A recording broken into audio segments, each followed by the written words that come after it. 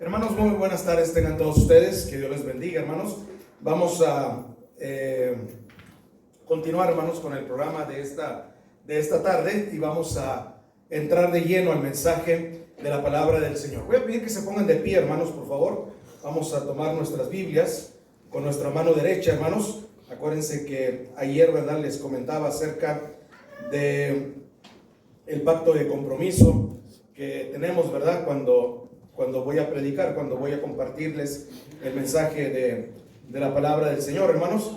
Y ustedes, ¿verdad?, me siguen después de lo que diga yo, ustedes me siguen hasta que pues nos lo aprendamos, ¿verdad? Después lo vamos a decir todos juntos, ¿no? Así que tomen su Biblia, por favor, hermanos, con su mano derecha y dice: esta es mi Biblia. Esta es mi Biblia. Soy todo lo que dice que soy. Soy todo lo que dice que soy. Tengo todo lo que dice que tengo. Tengo todo lo que dice que tengo. Y puedo hacer todo lo que dice Y puedo hacer todo lo que dice que puedo hacer. que puedo hacer. Hoy recibiré la palabra de Dios. Hoy recibiré la palabra de Dios. Confieso que mi mente está alerta Confieso que mi mente está alerta. y mi corazón está receptivo. Y mi corazón está receptivo. Nunca más seré igual. Nunca más seré igual. Estoy a punto de recibir Estoy a punto de recibir la incorruptible, la incorruptible, indestructible, indestructible, siempre viva semilla siempre viva semilla de la palabra de Dios. de la palabra de Dios. Nunca más seré igual. Nunca más seré igual. Nunca, nunca, nunca. Nunca, nunca, nunca. Nunca más seré igual. Nunca más seré igual. En el nombre de Jesús. En el nombre de Jesús. Amén.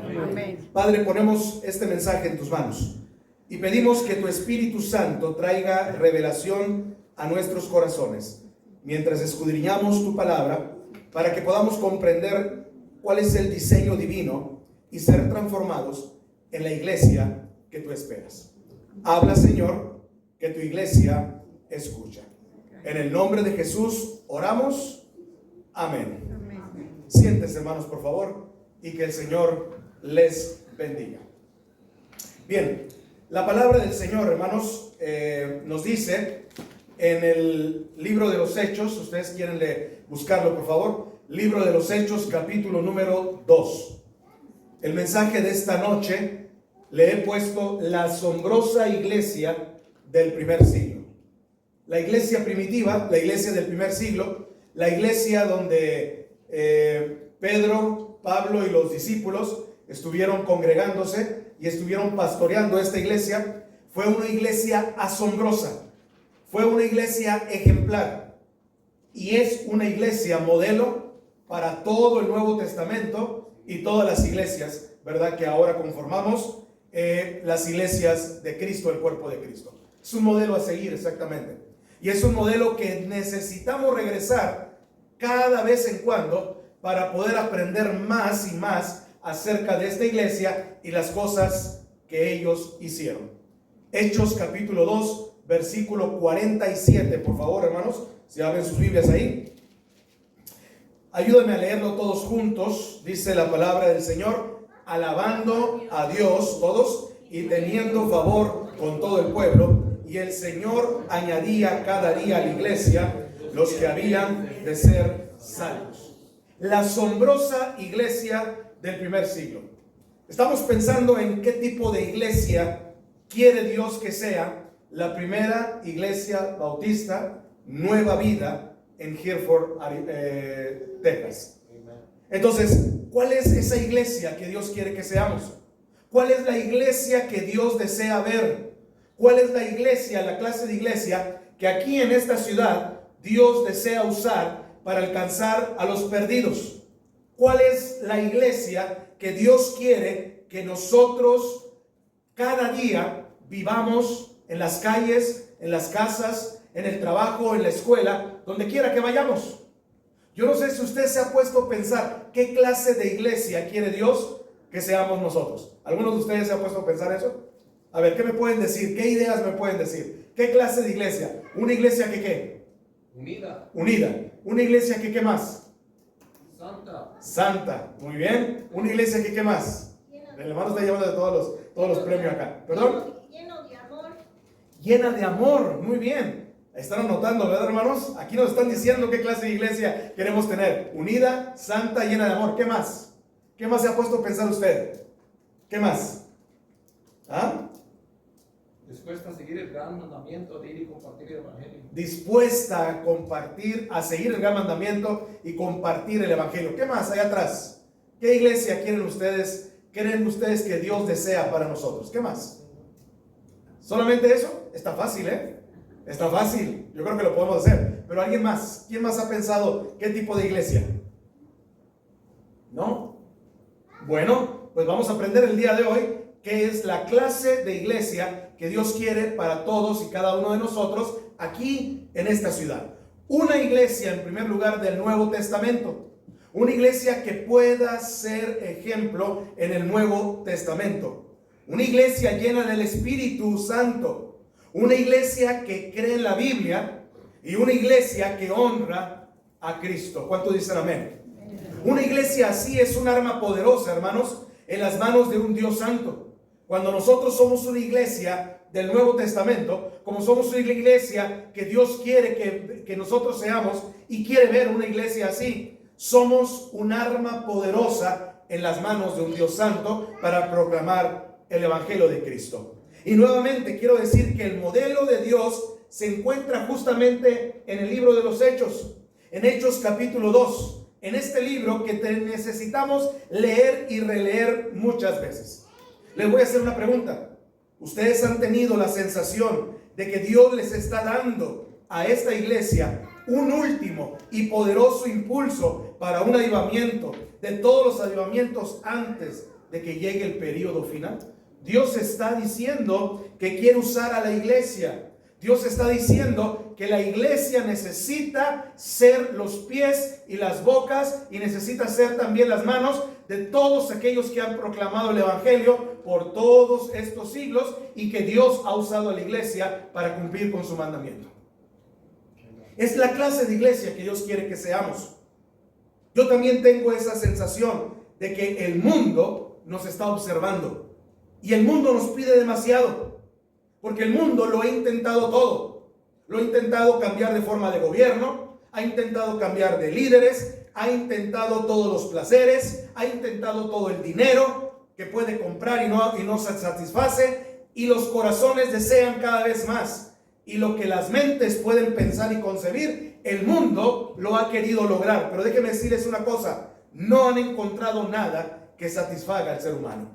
Y ustedes como iglesia deben de preguntarse una y otra vez, ¿nosotros tenemos la respuesta para el mundo afuera? ¿Cuántos dicen que sí? Tenemos esa respuesta. Por supuesto que sí. Pero cuando nos miran, cuando la gente allá afuera nos mira, me pregunto, ¿qué es lo que ven? Pueden ver una iglesia muy bonita, pueden ver una iglesia más, pueden ver una iglesia bautista, pueden ver una iglesia donde entra y sale gente, pero realmente, ¿qué es lo que ven?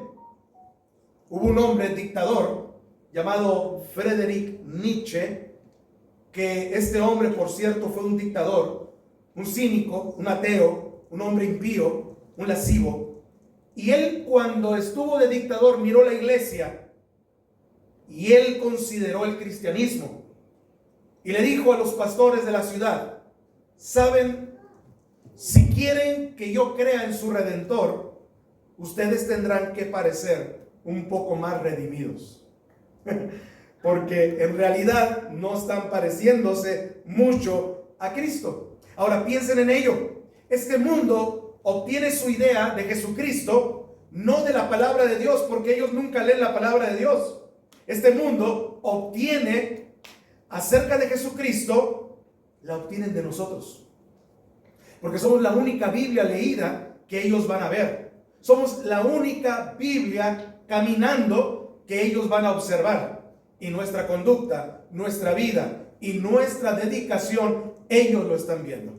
Ellos saben lo que son un cristiano. Ellos saben hasta dónde puede llegar un cristiano. Ellos saben el testimonio que tienen que dar y que no tienen que dar. Ellos saben y esperan muchísimo de usted y muchísimo de mí. Ahora les voy a dar una descripción de una iglesia triunfante, que fue la iglesia del libro de los Hechos. Le voy a pedir a Dios que haga de nuestra iglesia ese tipo de iglesia que seamos una iglesia como la del Nuevo Testamento, una iglesia como la del libro de los Hechos, y una iglesia donde Jesucristo puede usar esta iglesia para que pueda ser glorificado y que la palabra de Dios corra en esta ciudad y en todos los alrededores también.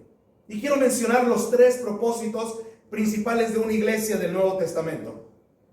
¿Saben ustedes que la iglesia existe con el propósito de magnificar a Jesús, de exaltar a Jesús? También existe la iglesia para adorarlo. Existe para leer la palabra de Dios. Existe para mover a los creyentes en Jesús hacia la madurez. Cada vez más que sean maduros. Y el ministerio. Y dar a conocer a Jesús a nuestros vecinos y a nuestros alrededores. Eso es lo que hace la iglesia. No hace cosas complicadas la iglesia.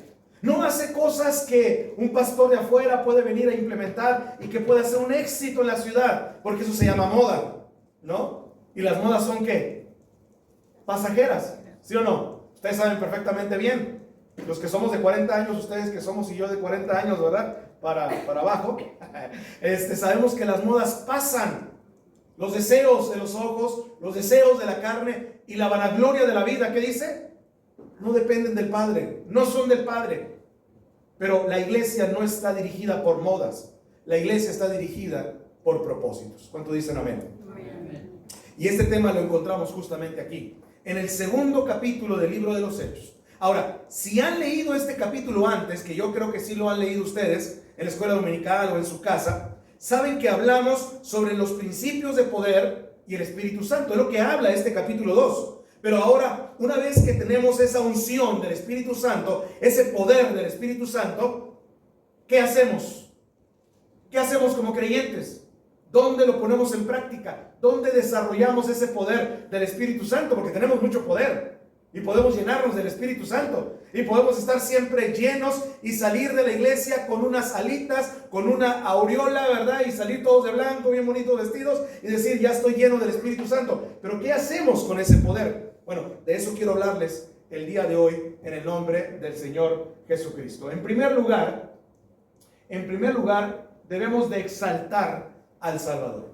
La iglesia del Nuevo Testamento, en primer lugar, exaltamos al Salvador. No exaltamos otro nombre, solamente al Salvador. Vean lo que dice el versículo 22 al 26, por favor, de este capítulo. Ellos estaban en el día del Pentecostés. Era una fiesta y todas las señales y prodigios han sido realizadas. Y el Espíritu Santo había venido y había bautizado a esa multitud en el cuerpo de Cristo. Y Pedro se levanta para predicar el Evangelio. Y esto es lo que dice en los versículos 22 al 26. Ayúdame a leerlo, por favor. Aquí está la pantalla. Dice: varones israelitas, oíd estas palabras. Jesús Nazareno, varón aprobado por Dios entre vosotros, con las maravillas, prodigios y señales que Dios hizo entre vosotros por medio de él, como vosotros mismos sabéis, a este, entregado por el determinado consejo y anticipado conocimiento de Dios, prendisteis y matasteis por manos de inicuos, crucificándole, al cual Dios le levantó suelto los dolores de la muerte, por cuanto era imposible que fuese retenido por ella. Porque David dice de él: veía al Señor siempre delante de mí, porque está a mi diestra, no seré conmovido. Por lo cual mi corazón se alegró y se gozó mi lengua, y aún mi carne descansará en esperanza. Pedro predicó un mensaje, y fue sencillo ver que era un mensaje del Evangelio simple y centrado en Cristo Jesús. La iglesia creció porque levantaron a Jesús, exaltaron al Salvador. Por eso creció la iglesia. El secreto para crecer como iglesia y para que la gente venga a adorar a un Dios vivo, a un Jesús que sí funciona, a un Dios que está vivo y que Él todavía hace milagros, y un Dios que todavía sana a las personas, y un Dios que todavía rescata del infierno a las personas, es exaltar y levantar el nombre de Jesús. Jesús dijo: si yo fuere levantado de la tierra, a todos atraeré hacia mí. ¿Se acuerdan de ese versículo, verdad? En mi estimación, ninguna iglesia va a ser una iglesia vibrante y en crecimiento que no exalte al Señor Jesucristo. Algunas iglesias reservan el domingo en la mañana para Dios el Padre, el domingo por la tarde para Dios el Hijo y el miércoles por la noche para Dios el Espíritu Santo, como que cada quien tiene su faceta de Dios favorito, ¿verdad? Pero ahora, no realmente es eso, pero saben, hay una especie de énfasis como ese. El domingo por la mañana solo quieren hablar de Dios y no hay nada de malo en eso. Y por supuesto que debemos de magnificar a Dios el Padre, pero cada servicio debemos exaltar al Señor Jesucristo. ¿Cuántos lo creen aquí en esta noche? Yo sí lo creo, porque Él es el poder de atracción de la iglesia. Dice, si yo fuere levantado de la tierra, a todos atraeré hacia mí. Por eso debemos de exaltar al Salvador.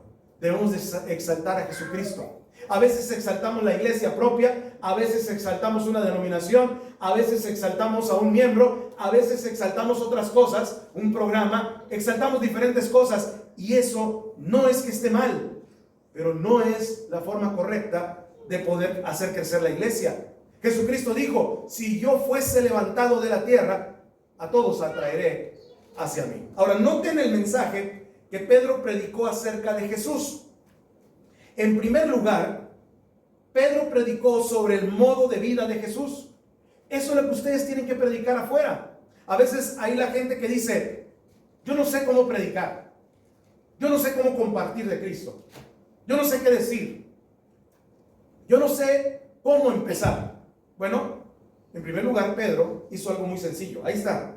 Pedro predicó sobre el modo de vida de Jesús. Así que vean el versículo 22, por favor. Ahí está. Y ayúdenme a leerlo fuerte. Dice, Jesús Nazareno, varón aprobado por Dios entre vosotros con las maravillas, prodigios y señales que Dios hizo entre vosotros por medio de él. Alguien escribió esto sobre el modo de vida de Jesús. Y me encanta. Él dijo, estoy muy por debajo de la marca cuando digo que todos los ejércitos que jamás marcharon, y todas las armas que jamás se construyeron, y todos los parlamentos que jamás se sentaron, y todos los reyes que jamás reinaron juntos, no han afectado la vida del hombre sobre esta tierra tan poderosamente como la única vida solitaria de Jesús de Nazaret. Es el único que ha impactado este mundo. Y piensen en ello. Aquí hubo un hombre nacido hace 2000 años. Y esta noche, este edificio, con todos nosotros, debemos de proclamar y decir, lo amo con todo mi corazón. ¿Cuántos dicen amén?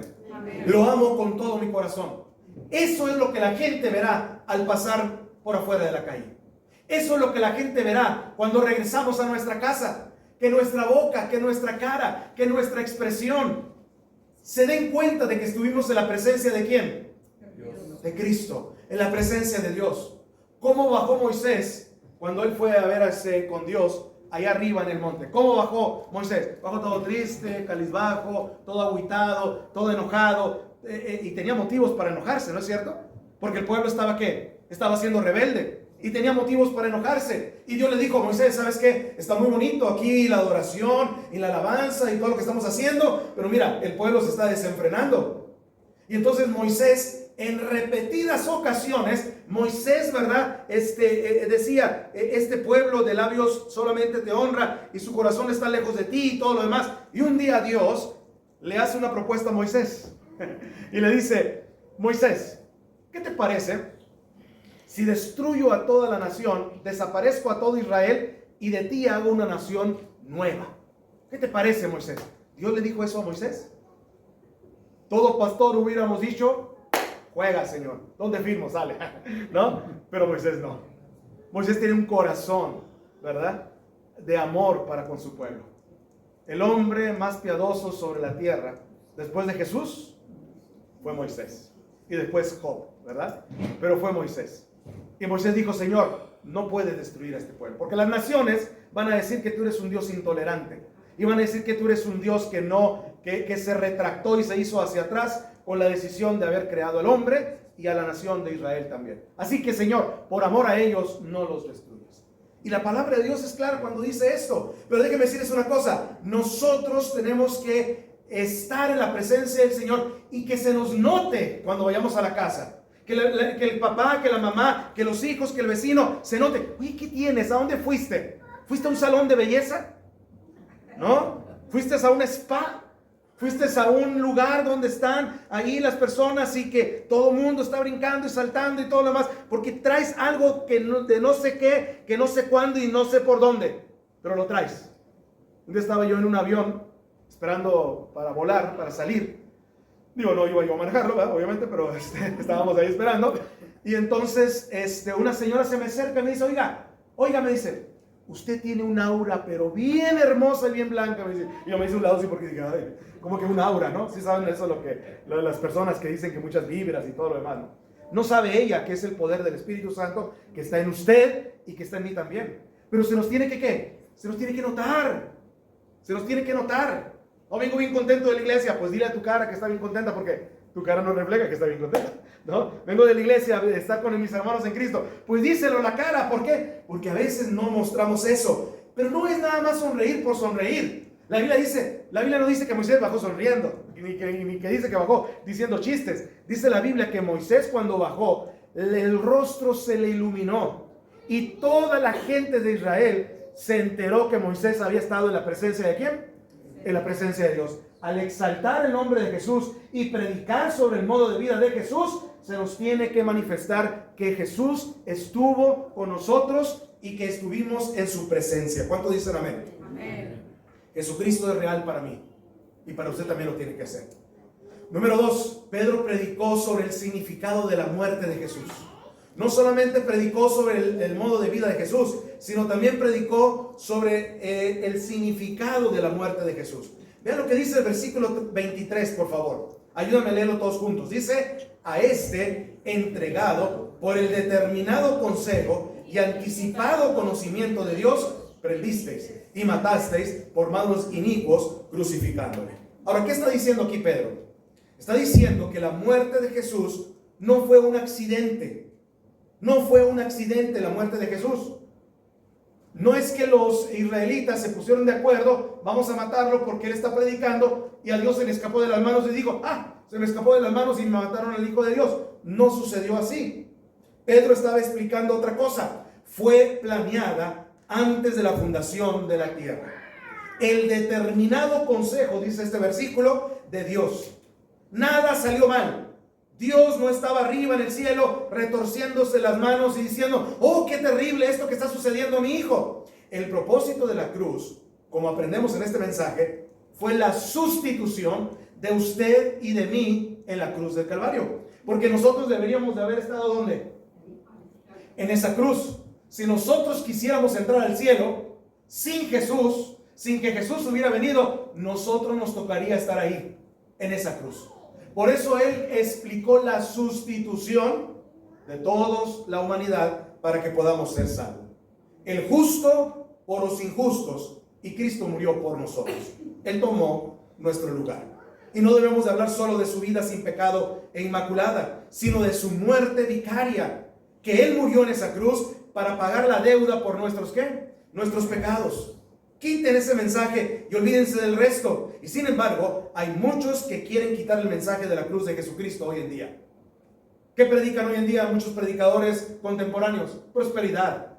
Predican el día de hoy mucho éxito. Predican el día de hoy un nombre, sobre todo nombre que no es Jesucristo y que es un nombre propio. Y la Biblia dice que eso no va a funcionar, porque quitar el mensaje de la cruz de Jesucristo no salva al ser humano.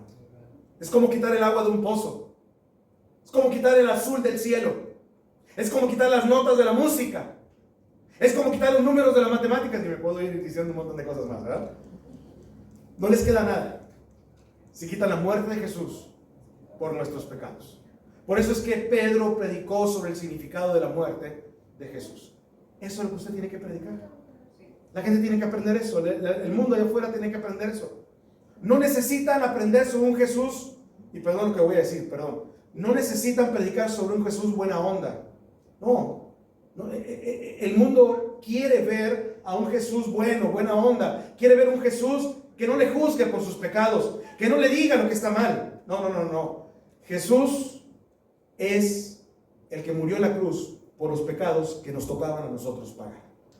Y eso es el sacrificio de Jesús Y eso necesita la gente escuchar el día de hoy. Pero número 3, también la gente necesita escuchar como Pedro predicó sobre el milagro de la resurrección de Jesús. Porque si Jesús no resucitó, ¿qué dice la Biblia? Vana es nuestra predicación. Vano es que estuviéramos aquí ahorita esta tarde. Vano es que nosotros nos congreguemos los domingos en la mañana. Todo lo que haríamos sería vano, porque no tendría fin ni propósito el estar aquí reunidos ahora. Pudiéramos estar en otro lugar si Jesús no hubiera resucitado. No solamente a Jesús como Salvador exaltado, no solamente explicar el significado de la muerte, sino también habló Pedro del milagro de la resurrección. Vean lo que dice el versículo 24. Ayúdenme a leerlo todos juntos. Dice: al cual Dios levantó, suelto los dolores de la muerte, por cuanto era imposible que fuese, ¿qué cosa? Fuera imposible. La muerte no pudo guardar a su presa. No había forma posible de que la muerte pudiera mantener a Jesús en la tumba. Leí hace años sobre una araña que vio a un gran león con una gran melena entrar en una cueva para dormir. Y la araña pensó: encarcelaré a ese león en esa cueva. Y así dijo: tejeré una red para mantener al león en la cueva. Y entrelazó la entrada de esa cueva con su red, y tejió, y tejió, y tejió, y tejió hasta cansarse. Y casi se tejía a sí misma hasta desaparecer. Y ahí estaba la telaraña en la araña.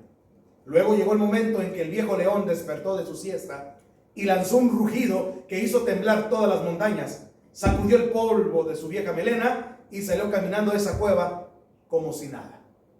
Rompió la telaraña. Mis amados hermanos, piense en la resurrección de nuestro Salvador. Y la vieja muerte dice: lo mantendré adentro y lo dejaré ahí, y él no resucitará. Pero de la tumba, él se levantó, triunfando poderosamente sobre sus enemigos. ¿Cuántos dicen amén? Amén. Dice que la muerte no lo pudo retener. Por eso es una victoria y es un milagro. El decir que Jesucristo resucitó de los muertos, es el primer hombre que se levanta por sí mismo de la muerte, y la tumba, la muerte no lo pudo retener. Ese es el mensaje que hoy necesitan escuchar la generación del día de hoy. Porque todos los líderes y todos los supuestos dioses que vivieron en este mundo están muertos y no resucitaron. Están muertos, están ahí enterrados y no han podido resucitar, y no van a resucitar hasta el día en que ellos den cuenta delante de Dios. Por eso es que Pedro predicó acerca del milagro de la resurrección. Pero ¿qué otra cosa Pedro predicó también? Estamos hablando de exaltar a Jesús. Cuando usted predica de Jesús, usted exalta a Jesús de esa manera. Y número 4, Pedro predicó sobre la magnificencia del reinado de Jesús. Él es un rey soberano. Lo cantamos ahorita. ¿Cuántos dicen amén?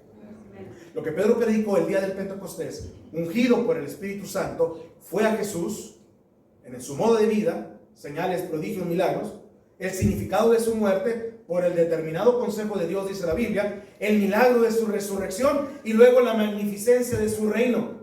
Vea lo que dice el versículo 33 ahora. Ayúdenme. Dice: así que, exaltado por la diestra de Dios y habiendo recibido del Padre la promesa del Espíritu Santo, ha derramado esto que vosotros veis y oís. Porque David, el rey, no subió a los cielos, pero él mismo dice: dijo el Señor a mi Señor, siéntate a mi diestra hasta que ponga a tus enemigos por estrado de tus pies.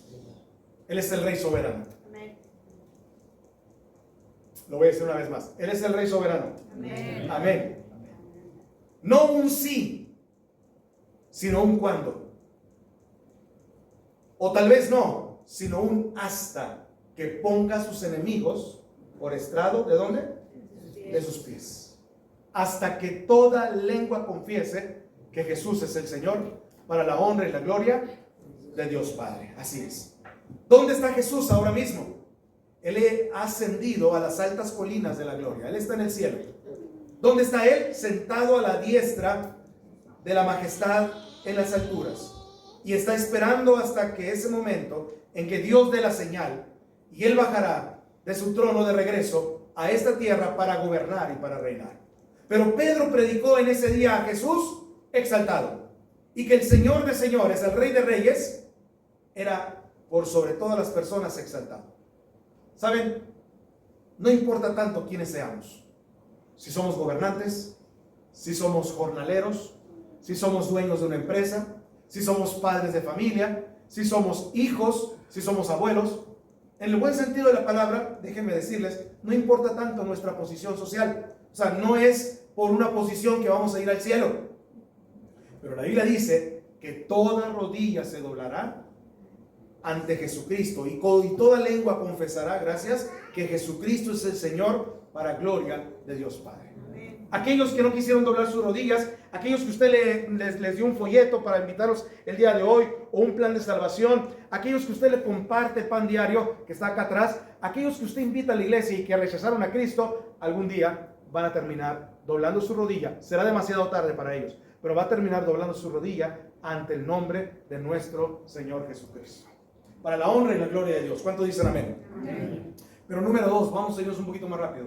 Número 2, ¿qué hace una iglesia para que crezca? Primero, exalta a Jesús. ¿Están de acuerdo? Eso ya lo aprendimos. Exalta a Jesús predicando el evangelio. Es la única forma y manera.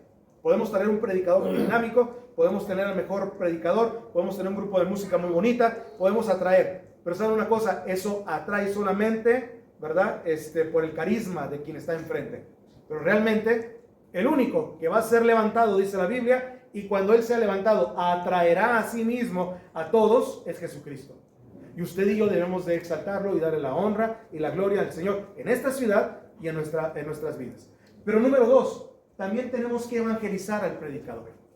Tenemos que evangelizarlo. Sí, tenemos que ir, porque la Biblia dice que debemos de ir a las personas que no conocen y no han oído el mensaje de Jesucristo.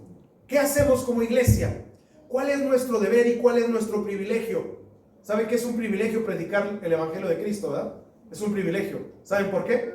Porque los ángeles quisieran predicar. Vamos a pensar un poquito e imaginar. Están los ángeles en el cielo y está Dios en el trono.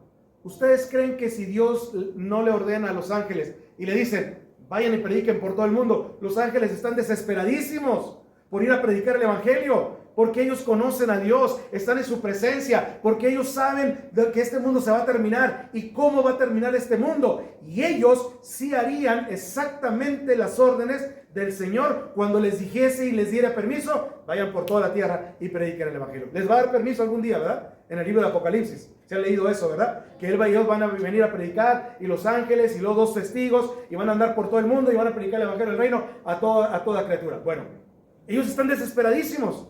Pero el privilegio lo tenemos nosotros de predicar el evangelio de Cristo. ¿Cuántos dicen amén? Es un privilegio, hermanos. Así que siéntase usted contento, ¿verdad? Siéntase usted en el nombre del Señor Jesucristo. Siéntase usted como un mensajero de nuestro Señor Jesucristo. Dijimos exaltar al Salvador. Ahora, hasta que no hagamos eso, no hemos hecho absolutamente nada. Pero en segundo lugar, no solo debemos de exaltar al Salvador, en segundo lugar debemos de evangelizar al pecador. Vamos a continuar leyendo los versículos 37 al 41, por favor. Versículo 37 al 41. Déjenme ver si está aquí más adelante. Bueno, vamos a leer por partes. Vamos a leer primero el 37. Ayúdenme todos a leerlo. Dice, al oír esto, se compungieron de corazón y dijeron a Pedro y a los otros apóstoles, varones hermanos, ¿qué haremos? ¿Se fija lo que hace el evangelio? Lo mismo que hizo con el eunuco. Aquí hay agua que impide que yo sea bautizado. Es lo mismo que hizo también. Pero fue el efecto ¿de qué? Del evangelio. Fue el Espíritu Santo quien lo hizo. Y fue el evangelio que fue sembrado en el corazón de esta persona. ¿Qué haremos? Y déjeme decirle qué es la verdadera evangelización. Déjeme darle unas marcas de la evangelización. Y está aquí en este pasaje de la Biblia. ¿Cuáles son los pasos para una verdadera conversión? Cuando alguien dice, ¿cómo sé que alguien se convirtió de veras? ¿Cómo sé si mis hijos están convertidos de veras? ¿Cómo sé si mi esposo está convertido de veras? ¿Cómo sé si mi esposa está convertida de veras? Bueno, vamos a ver esto, lo que dice la palabra del Señor. Número 1, deben ser convencidos ¿por quién? Por el Señor. Yo lo puedo convencer a usted. Yo puedo hablar, yo puedo decirle, a lo mejor soy un vendedor, a lo mejor soy un maestro, a lo mejor soy un pastor, y ese es mi trabajo, convencer a la gente. Pero ¿sabe una cosa? El verdadero que convence para salvación es Jesucristo. deben de ser convertidos por el Señor Jesucristo. Deben de ser convencidos, primero, convencidos por el Señor Jesucristo. Vean lo que dice el versículo 37 nuevamente. Dice, al oír esto, todos se compungieron de corazón. ¿Se fijan cómo el efecto de la palabra de Dios? He predicado lo suficiente para saber que hay servicios donde no hay convicción. Mi corazón se aflige y me pregunto, Señor, ¿soy yo? ¿Soy yo el que falló en orar y buscar tu rostro? ¿Por qué hay tanta frialdad a veces en el mundo y en los mismos cristianos? Ahora, han estado en un servicio en el que simplemente ustedes no pueden explicarse, pero la gente comienza a llorar o comienza la gente a tener un momento con el Señor de reflexión y un momento en que su corazón, como estos hombres, se compungieron de corazón. Es decir, su corazón se hizo tan chiquito, ¿verdad? Y se hizo tan ¿cómo se llama? Sensible, que ellos simple y sencillamente derramaron su alma y su corazón al Señor. Yo he estado en servicios así, donde quizás no esperábamos que la gente pudiera llorar, porque es lo que necesitaba escuchar el mensaje de la palabra del Señor. Número 2, también deben ser convertidos al Señor. No solamente convencidos, porque conozco muchos convencidos que no están, ¿qué? Convertidos. Es un juego de palabras, ¿verdad? Es un juego de palabras. Mi papá en vida, que era pastor, Miguel Ángel también se llamaba, mi papá decía, hay muchos que creen, pero no creen. Sí saben, ¿verdad? Esto, ¿verdad? Creen, pero no creen. Y entonces solamente son cristianos convencidos, pero no son cristianos convertidos. Y de esos tenemos muchos en las iglesias. A lo mejor aquí no. Allá donde vengo yo a lo mejor sí. Allá hay muchísimos. Pero aquí a lo mejor no. Aquí todos son cristianos convertidos también. Pero la palabra del Señor no se equivoca. Porque nos dice la palabra de Dios que Pedro predicó este mensaje. Versículo 38. Vean lo que dice ahí. Dice, ¿qué haremos todos? Versículo 38. Pedro les dijo, arrepentíos y bautícese cada uno de vosotros en el nombre de Jesucristo para perdón de los pecados y recibiréis, ¿qué cosa? Arrepentirse significa, hermanos, cambiar de opinión. Eso es lo que significa. Es una palabra griega que se pronuncia metanoia y significa un cambio de mente, un cambio de opinión. Por eso el Señor dice, renovados en el entendimiento de la mente de vuestro entendimiento, para que ustedes puedan comprobar cuál es la buena voluntad de Dios, agradable y perfecta. Buena, agradable y perfecta. Significa un cambio de mente, un cambio de opinión sobre ¿qué? Cambiar de opinión sobre el pecado. En mi estimación, nunca han sido salvos si nunca han cambiado de opinión sobre el pecado. Si la gente no cambia de opinión sobre el pecado, si la gente sigue diciendo todavía que pueden hacer pecado, que pueden cometer pecado, que pueden vivir en el pecado todavía, entonces no han sido salvados. Jesús dijo en Lucas 13:3, antes si no os arrepentís, todos pereceréis, ¿qué cosa? Igualmente. Si antes no se arrepienten, todos perecerán igualmente. Pero no solamente es cambiar de opinión sobre el pecado. Mucha gente puede decir, como ustedes tienen hijos y yo también tengo un hijo, muchas veces cuando le decimos al hijo, ¿verdad? Te portaste mal. Y el hijo dice, no me porté mal, te portaste mal, no me porté mal. Y nos ve enojados y nos ve, ¿verdad? Con un cambio de voz. Y decimos, claro que te portaste mal, ¿verdad que te portaste mal? ¿Y qué termina diciendo el hijo? Sí, me porté mal. ¿Eso es un arrepentimiento? No. Está admitiendo nada más, o está aceptando porque yo se lo dije. Pero eso no es un arrepentimiento. Nosotros le estamos diciendo que se portó mal y él dice, sí, con tal de que no me castigues, ¿verdad? Con tal de que no me pegues. Sí, me porté mal. No solamente es un cambio de opinión, es un cambio de opinión sobre sí mismo también. A veces dices, no puedo, no tengo lo que se necesita para vencer este pecado que me está atormentando. Y ya no tienes ninguna confianza en la carne. Y no solo es un cambio de opinión sobre el pecado y un cambio de opinión sobre sí mismo, sino es un cambio de opinión también sobre Jesucristo, sobre Dios mismo. Porque está diciendo, Él es mi única esperanza, Jesús. Pongo mi fe donde Dios ha puesto mis pecados sobre el Señor Jesucristo. Y eso es una conversión. Y dices, pastor, este versículo no dice nada sobre la fe, lo que estamos leyendo aquí. Este versículo no dice nada sobre la fe. Y es cierto, no lo dice. pero la fe está por dentro. La fe está intrínseca. El arrepentimiento y la fe son las caras de una misma ¿qué? Moneda. No puedes volverte a Dios sin apartarte del pecado, y no puedes apartarte del pecado verdaderamente sin volverte a Dios. ¿Sí o no? Entonces estamos atrapados y no podemos nosotros tener una verdadera conversión. Entonces, en primer lugar, debemos de manifestar nosotros, como no podemos volvernos a Dios sin fe, sin arrepentimiento. No puedes arrepentirte sin volverte a Dios sin fe, pero es una conversión, es un volverse, un venir a Dios.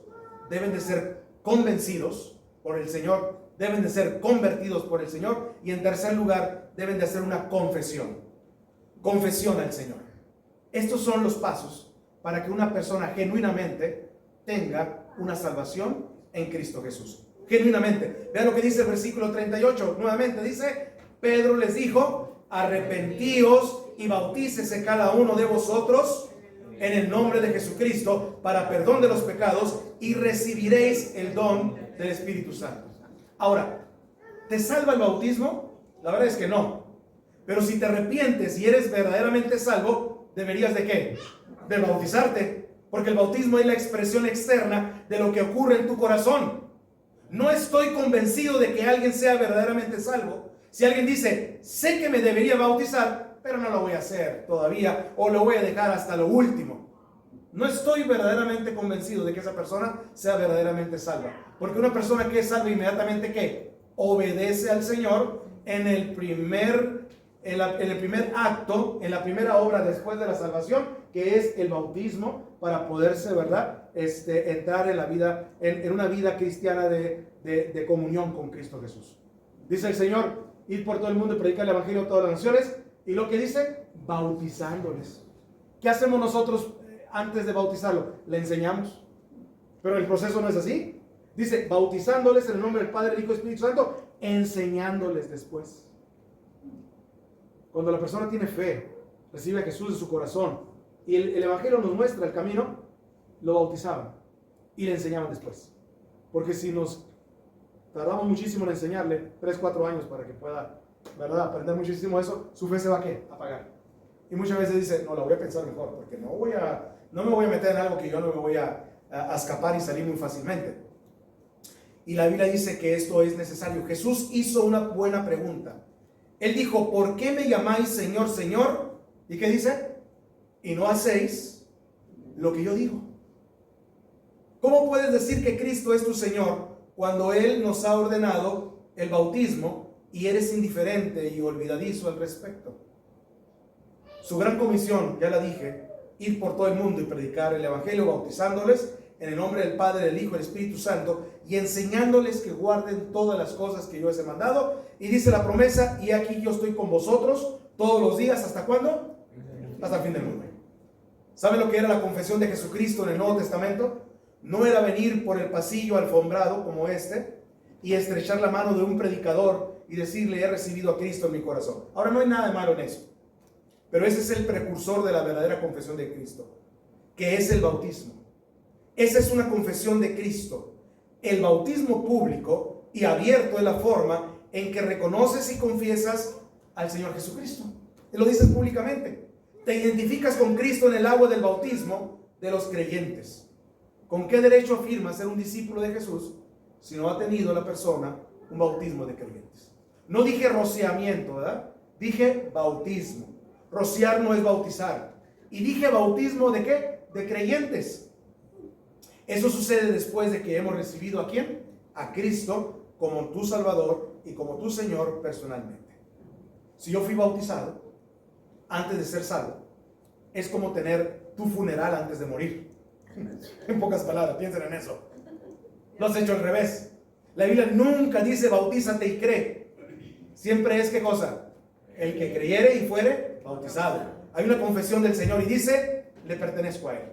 Intrínsecamente, cuando yo confieso al Señor, lo que sucedió por dentro, ahora lo manifiesto en el bautismo y digo: creo en Él.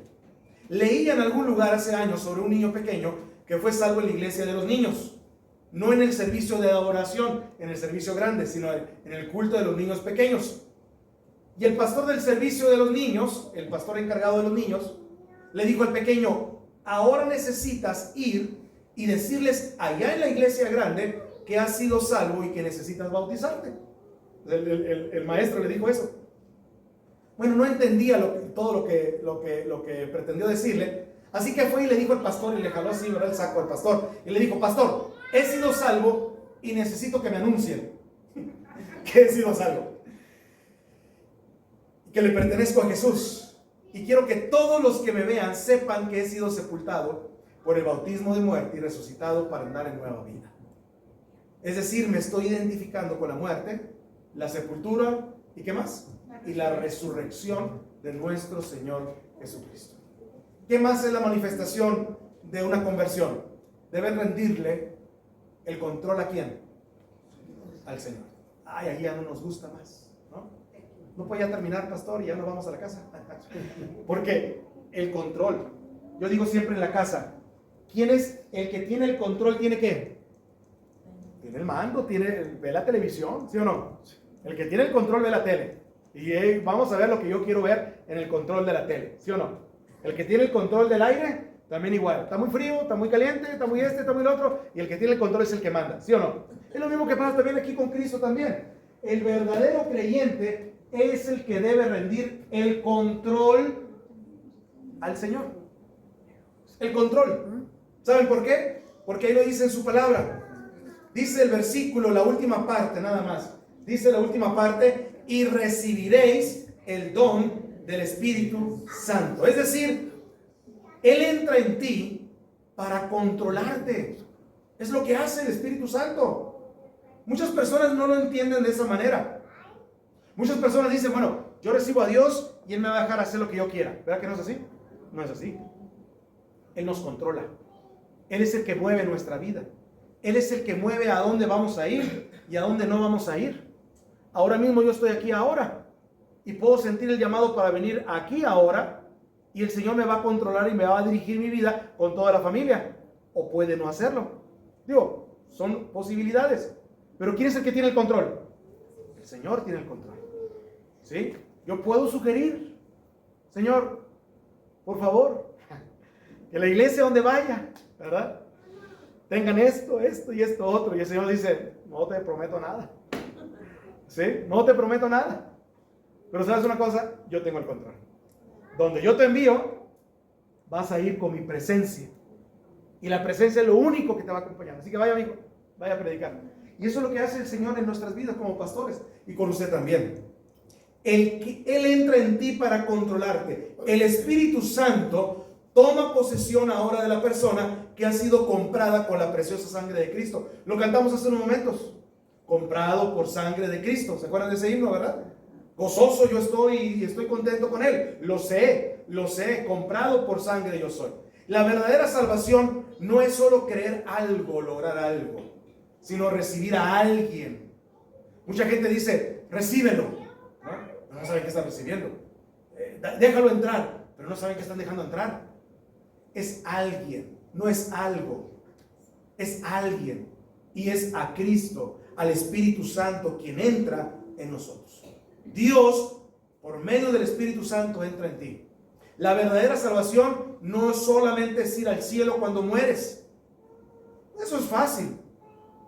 La salvación no es sacar al hombre de la tierra y llevarlo al cielo. No, la salvación es sacar a Dios del cielo y ponerlo adentro del corazón del hombre. Esa es la verdadera salvación.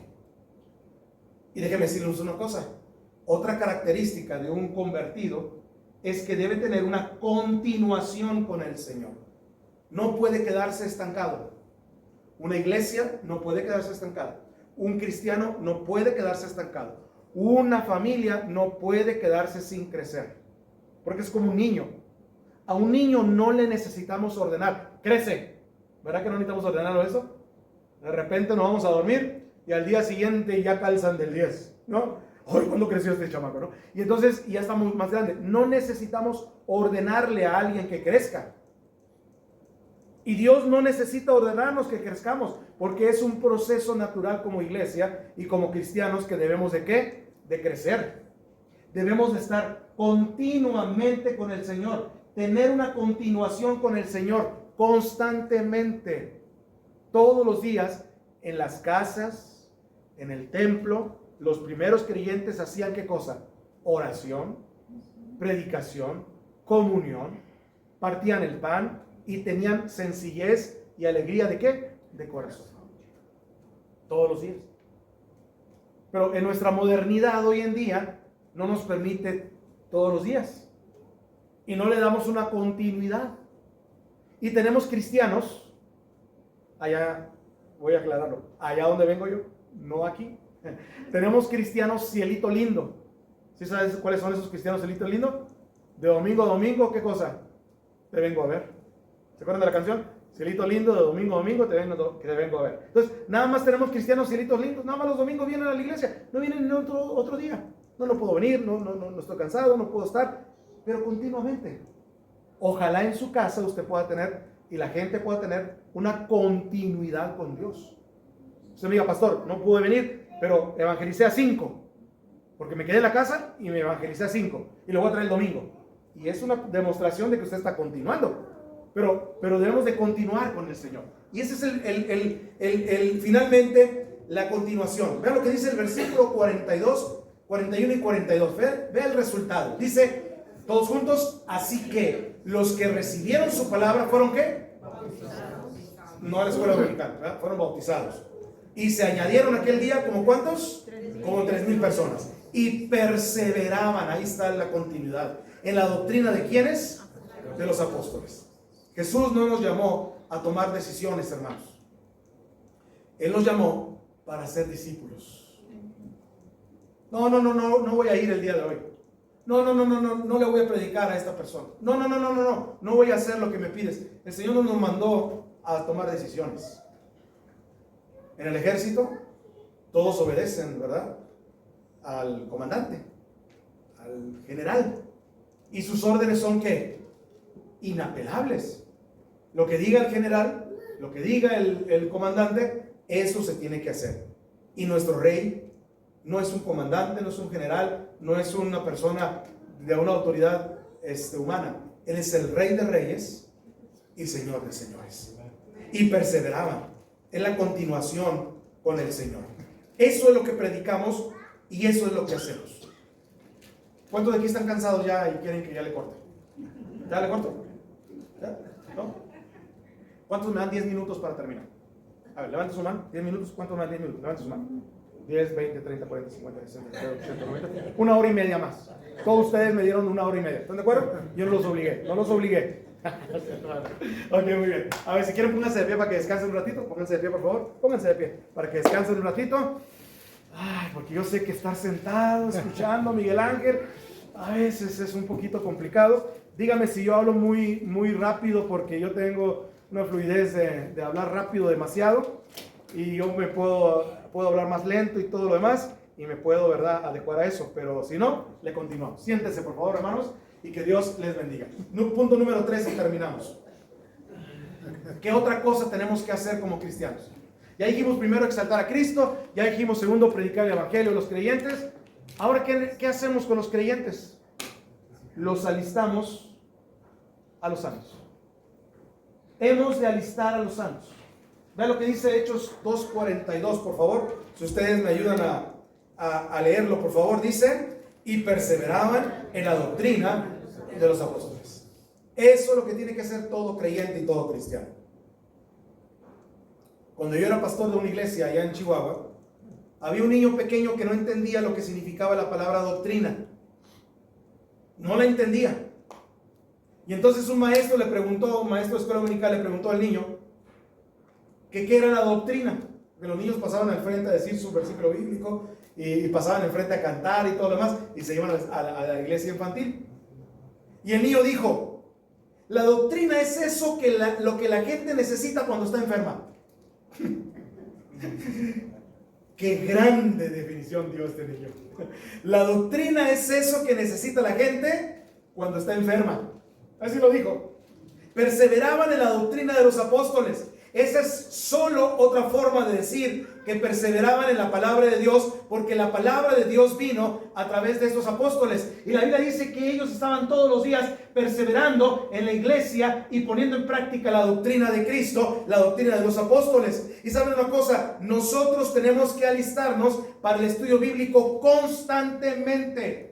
No solamente en la iglesia, afuera de la iglesia también tenemos que leer la Biblia, tenemos que estudiarla, tenemos que compartirla y tenemos que decirle a la gente que debe de perseverar en la doctrina de los apóstoles a través del estudio de la palabra del Señor.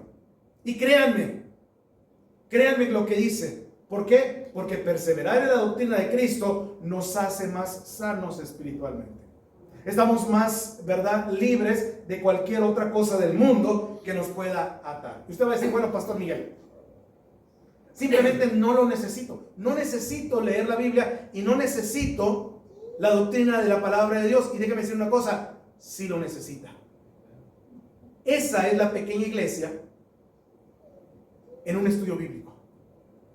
Así como te conocen por tu nombre, así es como te extrañan cuando estás enfermo, así es como oran por ti cuando estás enfermo.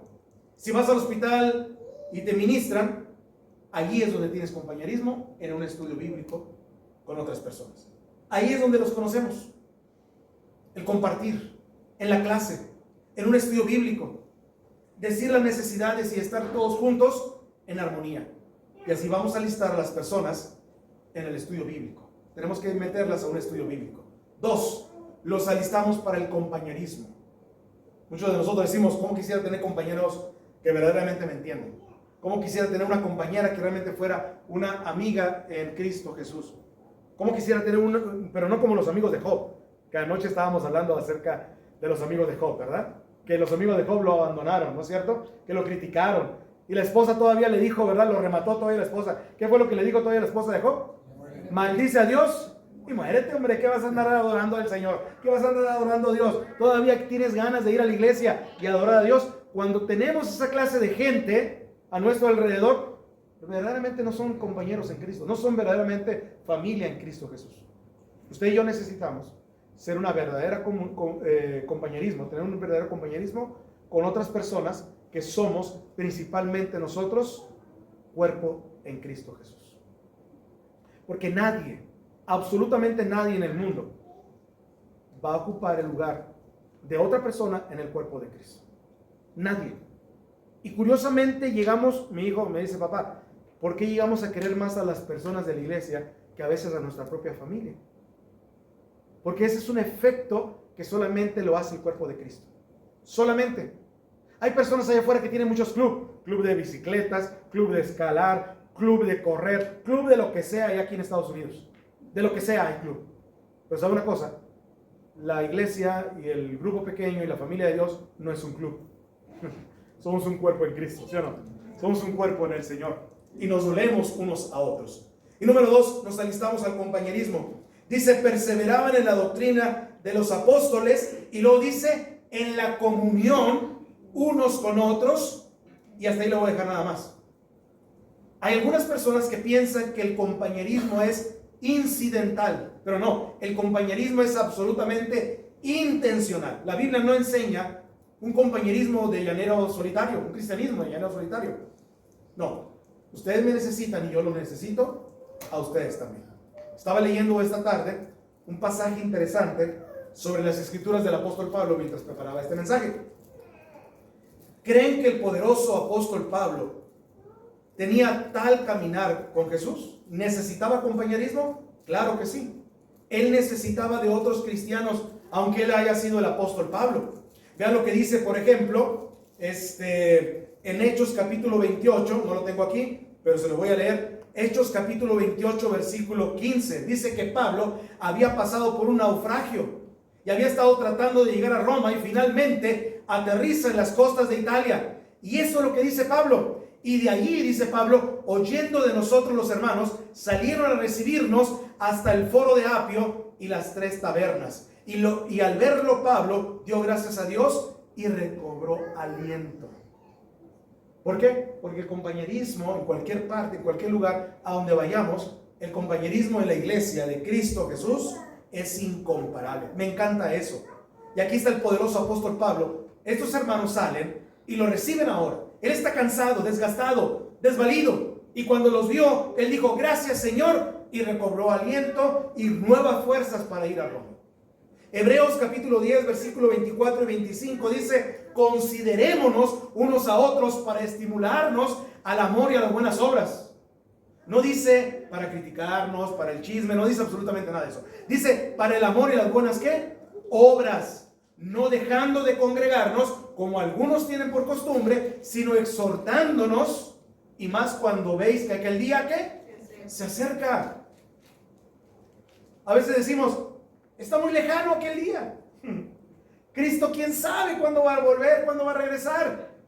Pero hermanos, nos dirigimos hacia aquel día, ¿sí o no? Nos dirigimos todos los días caminando hacia la eternidad o hacia aquel día, cualquiera de las dos cosas. Pero nos dirigimos hacia allá. Mi papá antes de fallecer me decía: ahora que vaya con el Señor, decía mi papá. Y decía yo: ¿cómo que vas con el Señor? ¿Cuándo vas? Todavía no te vas a morir. No, sí, ahora que vaya con el Señor, él decía.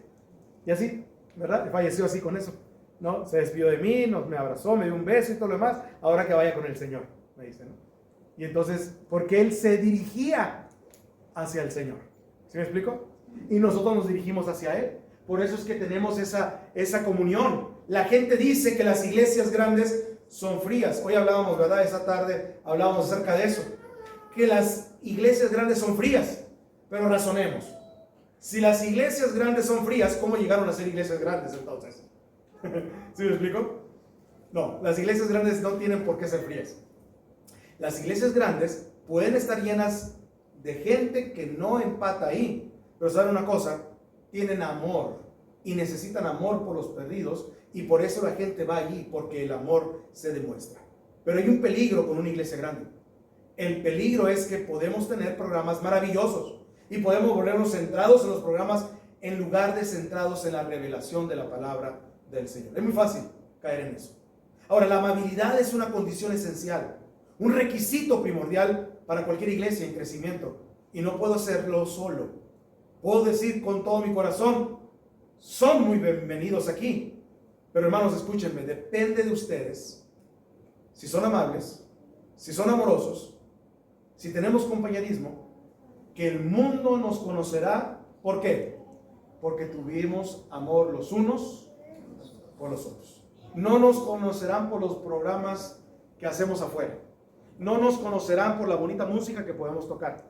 No nos conocerán ni siquiera por el predicador que puede estar aquí, que puede predicar muy bien e impactar toda la ciudad. No nos conocerán por eso. Nos conocerán si nos amamos los unos a los otros. ¿Y qué va a producir eso? Que ellos quieran, ¿qué? Venir.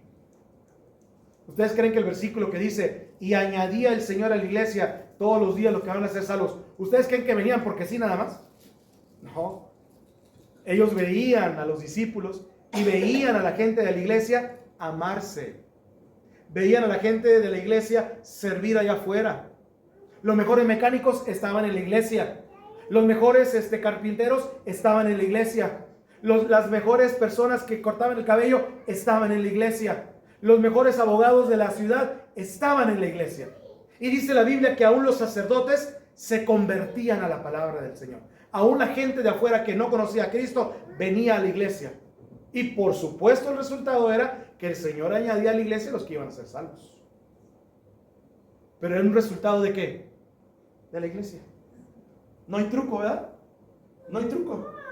Conocerán allá afuera, dice Jesús, si nosotros nos amamos unos a otros. Quiero terminar ya casi rápido. También nos alistamos para la adoración.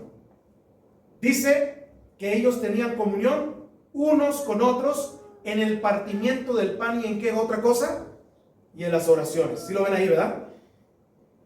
La mayoría de los teólogos creen que el partimiento del pan aquí se refiere a la cena del Señor, y la oración obviamente es adoración, mientras oran juntos. ¿Saben? Necesitamos mantener siempre el servicio de adoración donde quiera que vayamos. Adoración, porque la adoración también es parte de la vida activa del creyente. Y alistarnos para la mayordomía. Dice el versículo 43 al 45, ahora ayúdenme a leerlo todos juntos. Dice, y sobrevino temor a toda persona, y muchas maravillas y señales eran hechas por los apóstoles. Todos los que habían creído estaban juntos y tenían en común todas las cosas. Y vendían sus propiedades y sus bienes, y lo repartían ¿a quién? A todos, según qué cosa? La necesidad de cada uno. Eso se llama mayordomía. Hace muchos años que en las iglesias no se habla de mayordomía. Muchos años. Ya es una palabra vieja, mayordomía. Usted le enseña a sus hijos, le enseña a la gente, debe ser buen mayordomo. ¿Qué es eso? ¿Con qué se come? ¿De qué estás hablando? La mayordomía bíblica, y ahí está. Ninguno de ellos decía, lo que tengo es mío. Ellos decían, Señor, si tú lo quieres, te lo doy. Y hubo una emergencia, ¿verdad? En la iglesia, ¿se acuerdan? Y hubo también una persecución, y la iglesia estaba unida. Algunas personas piensan que están hablando de comunismo aquí, porque dice tenían todas las cosas en común, pero no era comunismo por varias razones. Número uno, no puede ser comunismo porque era temporal. Segundo, se basaba en la creencia en Dios, y el comunismo no se basa en la creencia en Dios.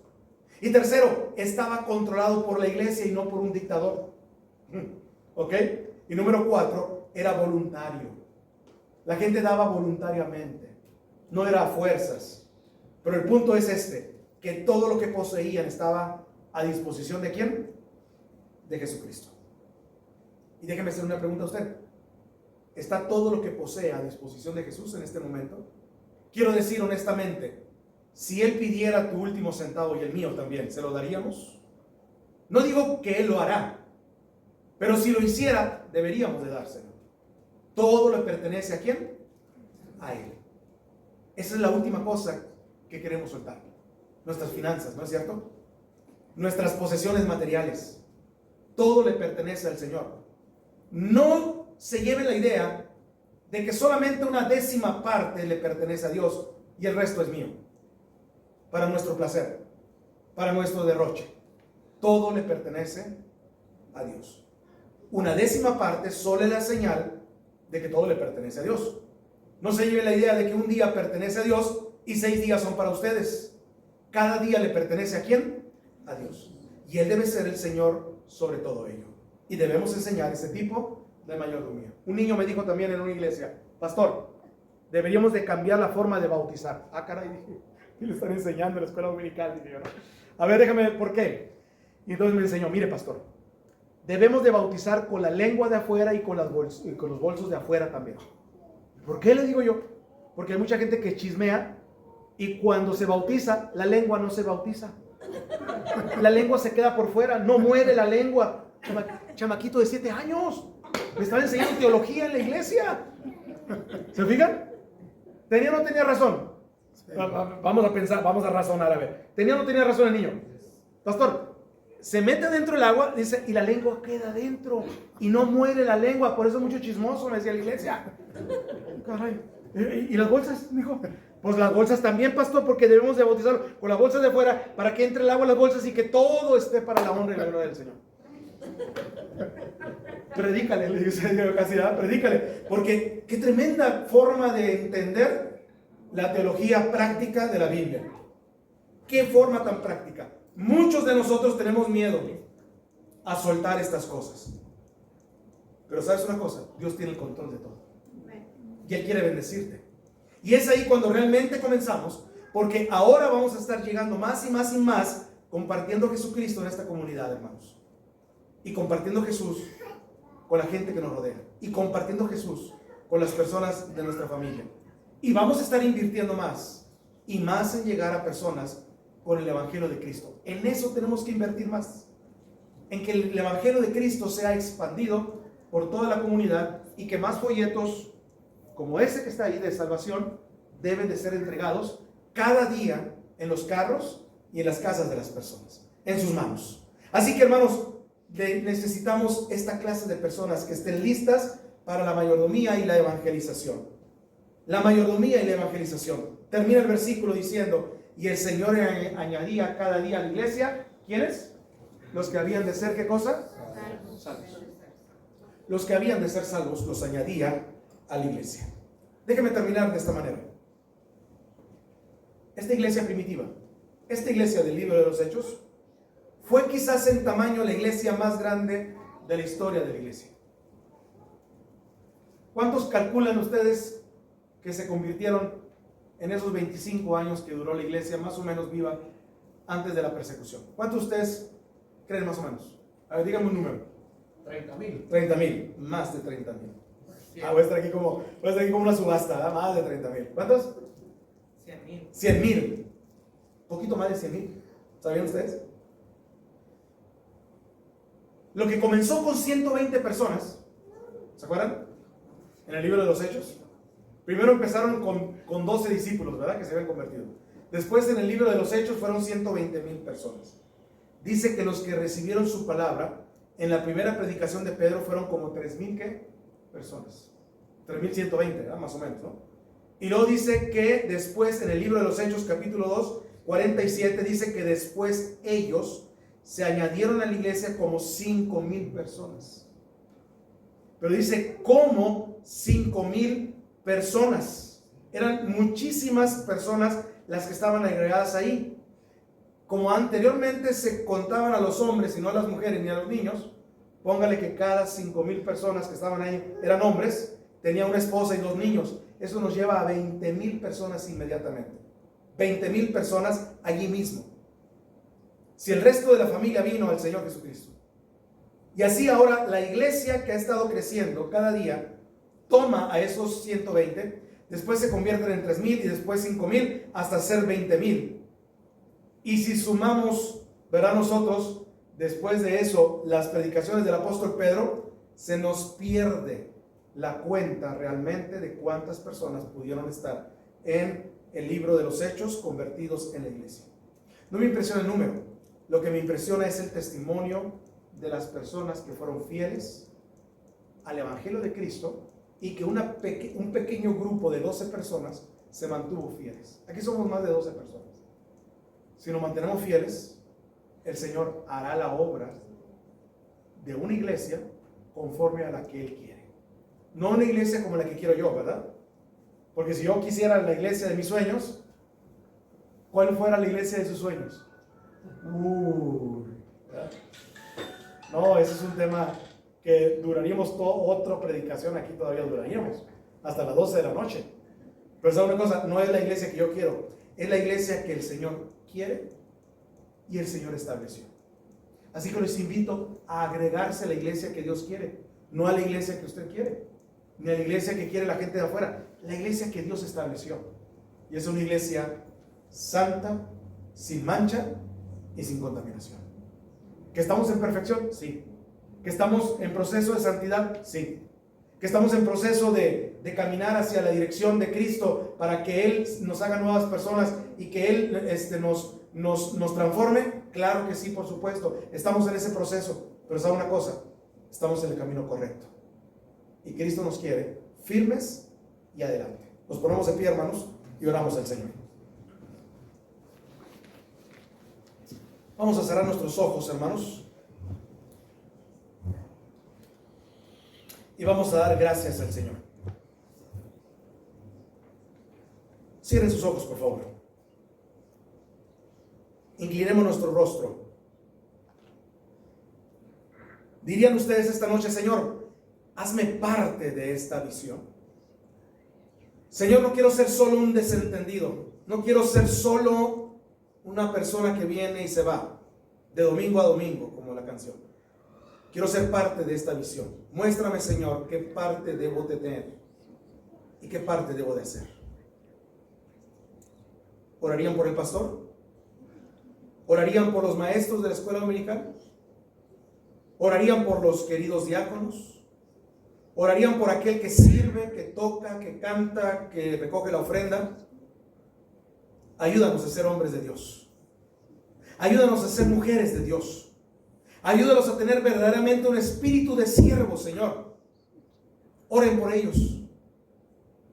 Que la mano del Señor esté sobre esta querida iglesia. Y Señor, danos un ministerio que llegue a las familias hispanas. En contra de las barreras de este mundo. y que llegue por encima del prejuicio, el orgullo, el egoísmo, para compartir a Jesús. Señor, gracias por este llamado claro a cumplir con el propósito de tu iglesia. Me comprometo, Señor, ante ti a ser participante activo en tu misión, dedicando mi vida, mis dones, mis recursos para exaltar a Jesús y llevar el evangelio a otros, confiando en tu poder sobrenatural para ver nuestra ciudad transformada y familias venir a la iglesia para exaltar a Cristo, para predicar el evangelio y para alistarnos continuamente hasta la venida del Señor Jesucristo. Te lo pedimos todo en el nombre de Jesús. Amén y amén. ¿Cuántos dicen amén? Amén.